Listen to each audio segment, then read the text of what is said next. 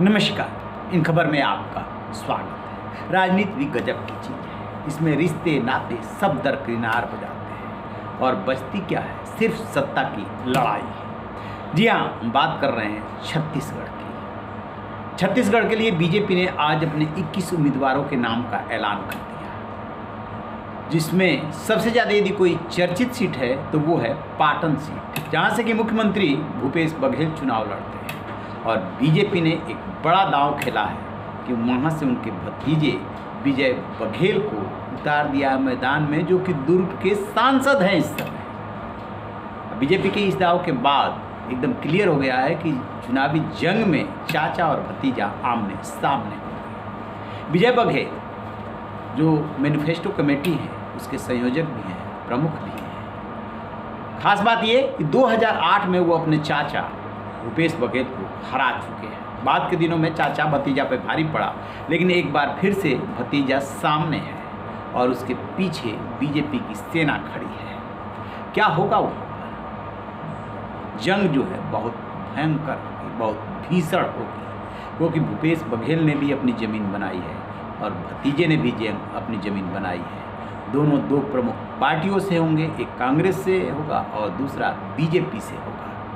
तो दोनों चाचा भतीजे में अदावत, सियासी अदावत कोई नई बात नहीं है।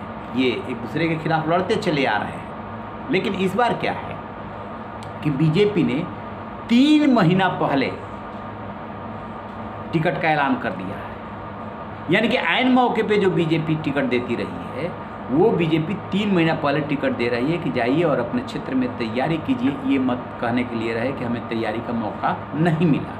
सामान्य तौर पर होता क्या है कि जब भी ऐसे दल होते हैं, चाहे कांग्रेस हो या बीजेपी, जिनमें टिकट के लिए ज़्यादा मारामारी होती है, तो टिकट का ऐलान ऐन मौके पे आधी रात को डिक्लेयर किया जाता है, ताकि जो है उसके बाद नामांकन के लिए बहुत कम समय बचे और जो विरोधी हैं या बागी हैं वो जो है वहाँ पर नामांकन ना करने पाए, वगैरह वगैरह बहुत सारे उसमें दाव पेच होते हैं। इस बार 3 महीने का समय मिला है, तो जो विरोधी होंगे वो विरोध कर सकते हैं।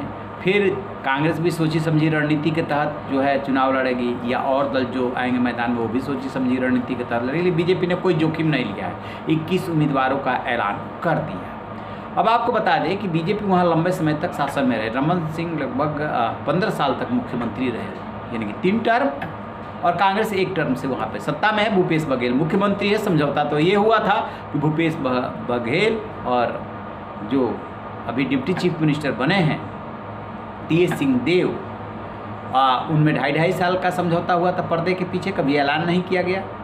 बहरहाल वो लागू ना हो सका और चुनाव के ऐन मौके पे आकर के उनको डिप्टी चीफ मिनिस्टर बना दिया गया। अब टीएस बाबा भी जो है समझदार हैं, जान रहे हैं कि राजनीति में अपनी अंतिम पारी खेल रहे हैं, बहुत ज़्यादा लड़ने झगड़ने से कोई फ़ायदा नहीं है। इसलिए कि यदि उनके बिना भी कांग्रेस चुनाव मैदान में उतरी और जीत गई तो फिर क्या रह जाएगी, कुछ नहीं बचेगा। सो वो मान गए। अब कांग्रेस एकजुट होकर के चुनाव मैदान में जा रही है। भूपेश बघेल अगुवा होंगे, उन्हीं का चेहरा होगा। उन्होंने बहुत सारी स्कीम्स भी ले आई है।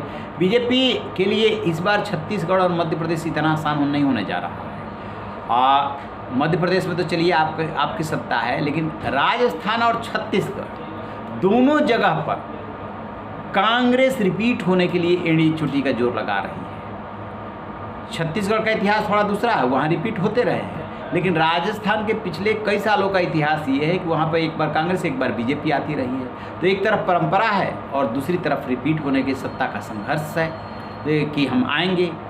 इसके लिए सचिन पायलट और अशोक गहलोत में समझौता कराया गया है।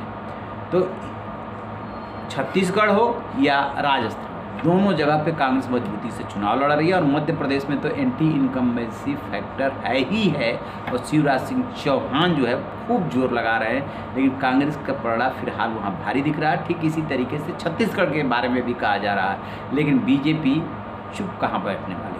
वो तो अंतिम सांस तक लड़ती है। एक चुनाव हारती है या जीतती है, दूसरे चुनाव की तैयारी शुरू कर देती है। सो वो तैयारी शुरू कर चुकी है। रहिए बेखबर, देखते रहिए। Thank you.